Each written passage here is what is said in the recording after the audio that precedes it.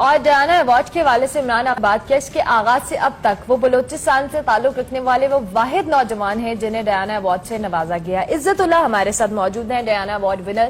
سب سے پہلے تو عزت اللہ ہم آپ مبارکباد دیں گے کہ آپ کو یہ ایوارڈ ملا آپ کی خدمات کے حوالے سے، اور جس کا خدمت پہ آپ کو یہ ایوارڈ دیا گیا، نو ڈاؤٹ وہ بہت مشکل کام ہے۔ بریک کے بعد حاضر ہو چکے ہیں اور اب ہم جس شخصیت کے حوالے سے بات کرنے والے ہیں، بچپن میں کہتے تھے نا کہ ایک پریوں کی کہانی تھی جن کا چہرہ دل، اس کا وجہ دل ہوتا تھا، اس کے چہرے سے بھی زیادہ صاف ہوتا تھا اور ان میں جو کہہ لیں ہیومینٹی کا فیکٹر بہت زیادہ ہوتا تھا۔ ہم بات کریں باہر چہرے پہ آتی تھی، تو ایسی ہی خاتون تھی برطانیہ کی شہزادی لیڈی ڈیانا۔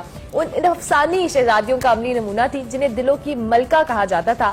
آج بھی ان کی جو کرزمیٹک پرسنالٹی ہے لیڈی ڈیانا کی، ان کی آج سالگرہ منائی جا رہی ہے۔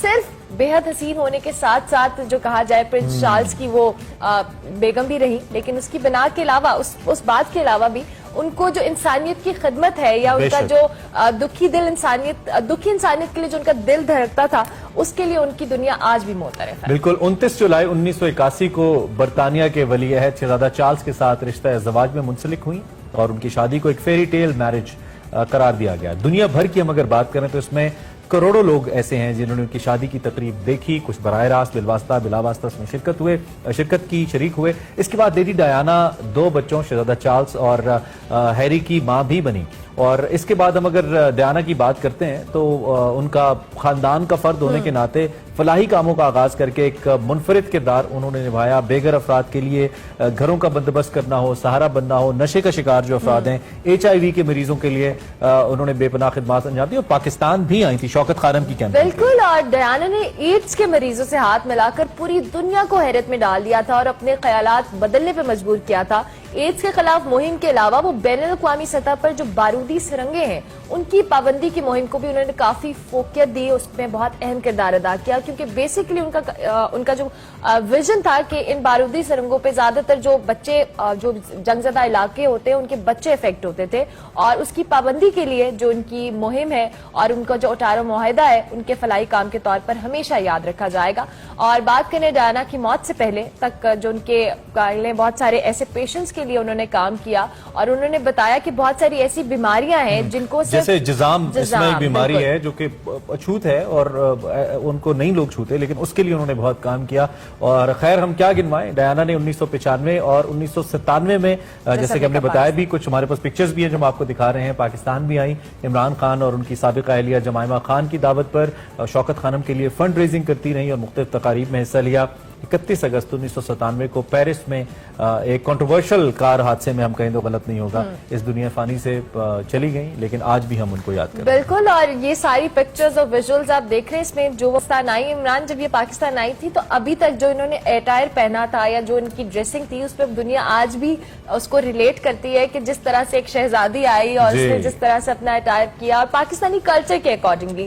سو ڈیانا کی خدمات چاہے وہ فلاحی ہو یا ان کی خوبصورتی ہو، ہر طور پر ہر دور میں ابھی ان کی وجہ سے جو بہویں ہیں ان کو بھی تھوڑا ان کو فالو کرنا چاہیے۔ وہ لگتا ہے کہ خبروں میں تو وہ زیادہ رہتی ہیں لیکن ان جتنا قد ان کا ابھی نہیں ہے، اینڈ وی ہوپ کہ وہ اچھا کریں گے۔ اچھا آگے بڑھتے ہیں جی، چونکہ ڈیانا صاحبہ کا ذکر ہو رہا ہے تو ایک ڈیانا ایوارڈ ہے جو دنیا بھر میں دیا جاتا ہے اور سوشل ویلفیئر کے اوپر دیا جاتا ہے۔ ہر سال دنیا بھر میں جو سماجی کام ہوتے ہیں ان کو جو لوگ سر انجام دیتے ہیں ان کو یہ لیڈی ڈیانا ایوارڈ دیا جاتا ہے۔ آج ہمارے ساتھ ایک ایسے پاکستانی نوجوان موجود ہیں جن کا تعلق کوئٹہ سے ہے اور انہوں نے مختلف قبائل کو بچوں کی تعلیم پر رضامند کیا۔ مجھے لگتا ہے یہ انتہائی مشکل کام ہے، اور حال ہی میں انہوں نے تقریباً 200 بچیاں ایسی تھیں جو کہ افغان پناہ گزین کیمپس میں سے تھیں، ان کو اسکولز میں داخل کرایا اور اپنی مدد آپ کے تحت 3000 سے زائد طلبہ کو اسکالرشپ بھی دی، جبکہ کووڈ کی وبا کے دوران کئی ہزاروں ایسے خاندان اور طلبہ تھے اور لوگ تھے جن کو راشن اور دیگر سہولیات بھی فراہم کی۔ اور ڈیانا ایوارڈ کے حوالے سے عمران آپ نے بات کیا، اس کے آغاز سے اب تک وہ بلوچستان سے تعلق رکھنے والے وہ واحد نوجوان ہیں جنہیں ڈیانا ایوارڈ سے نوازا گیا۔ عزت اللہ ہمارے ساتھ موجود ہیں، ڈیانا ایوارڈ ونر۔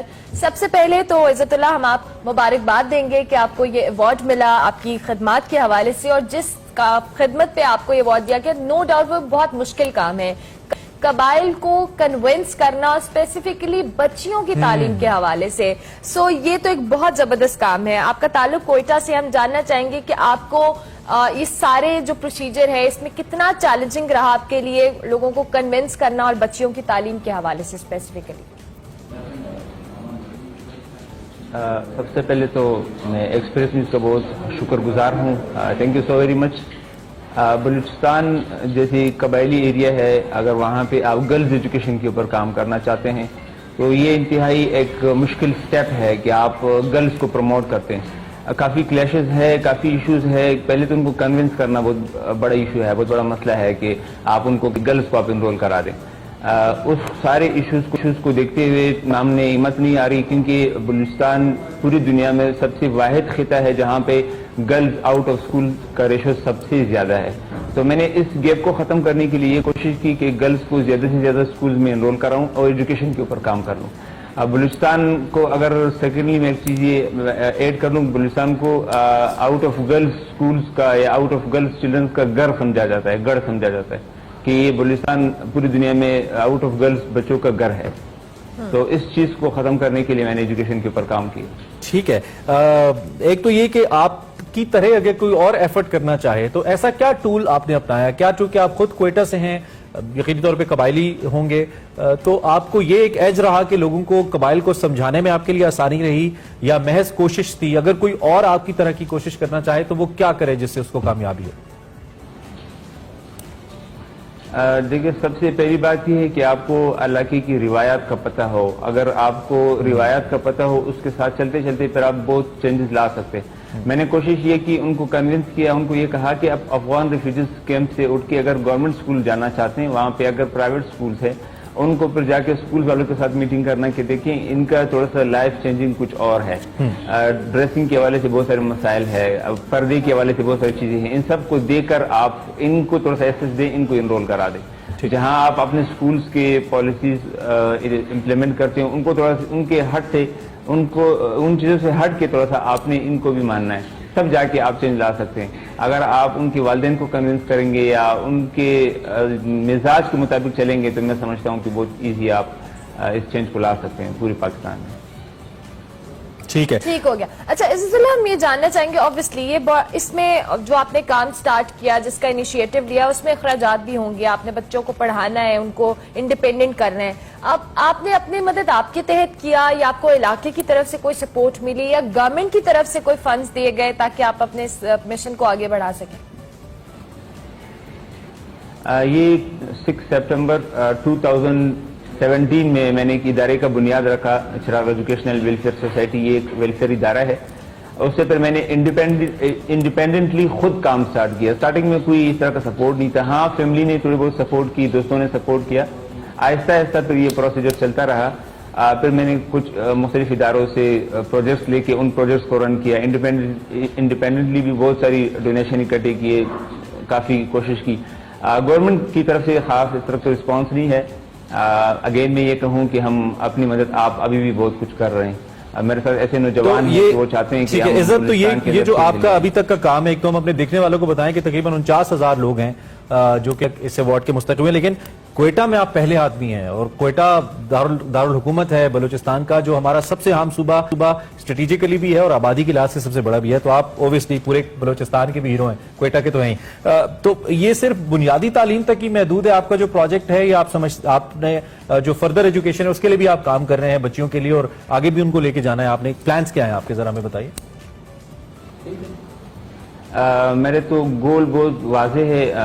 میں نے ایک لائبریری ابھی ریسنٹلی سٹارٹ کیا ہے. اچھا. Shaheed Haji Muhammadin digital library and research centre. میں نے اپنے والد صاحب کے نام پہ 2010 میں والد صاحب کی فوتگی ہوئی, تو میں نے کہا کہ میں والد صاحب کو ایک لائبریری ٹریبیوٹ کروں. ریسرچ سینٹر اور ڈیجیٹل لائبریری آئی تھنک پورے پاکستان میں نہیں ہے. ایک تو ریسرچ کا جو شوق ہے یا جو بک کلچر ہے یہ بالکل ختم ہو چکا ہے. تو میں نے یہ بہتر سمجھا کہ بلوچستان میں کیوں نہ ڈیجیٹل لائبریری اور ریسرچ سینٹر کھول, اس کے اوپر الحمدللہ کام سٹارٹ کیے, اور آگے امید ہے کہ بہت اچھے لیول پہ جائے گا. ٹھیک ہو گیا. عزت اللہ, کوئی میسج دینا چاہیں ہمارے دیکھنے والوں کو, جس طرح سے آپ نے بڑا زبردست کام کیا افغان پناہ گزیر خواتین لڑکیوں کو ایجوکیشن دلانا اور کنونس کرنا لوگوں کو, it's no doubt a very great work جو آپ نے کیا ہے. کوئی میسج ہمارے پلیٹ فارم, اور خاص طور پہ فیمیل ایجوکیشن کے حوالے سے؟ دیکھیں, جب آپ معاشرے میں فیمیل کو سپورٹ نہیں کریں گے, وداؤٹ فیملی کچھ بھی نہیں ہو سکتا. میں نے اپنی پوری لائف جرنی میں بہت ساری چیزیں یہ دیکھی جب آپ کسی گرلز کو اگر ایک پلیٹ فارم دیتے ہوئے اس کو بلاتے ہوئے کہ آپ آ جائیں اپنے اسکلز پالش کریں، تو وہ سب سے پہلے یہ بات کرتی ہے کہ گھر سے اجازت نہیں ہے، پیرنٹس نہیں چھوڑتے ہیں. پھر آپ جا کے پیرنٹس کو موٹیویٹ کرتے ہیں، پیرنٹس کو کہتے ہیں کہ آپ خدا را اپنی بچیوں کو اسکول لے آئیں. تو میں یہ سمجھتا ہوں جب تک معاشرے میں مرد کا سپورٹ اگر خواتین کے ساتھ نہیں ہوگا تو وہ اتنے آگے نہیں جا سکتے.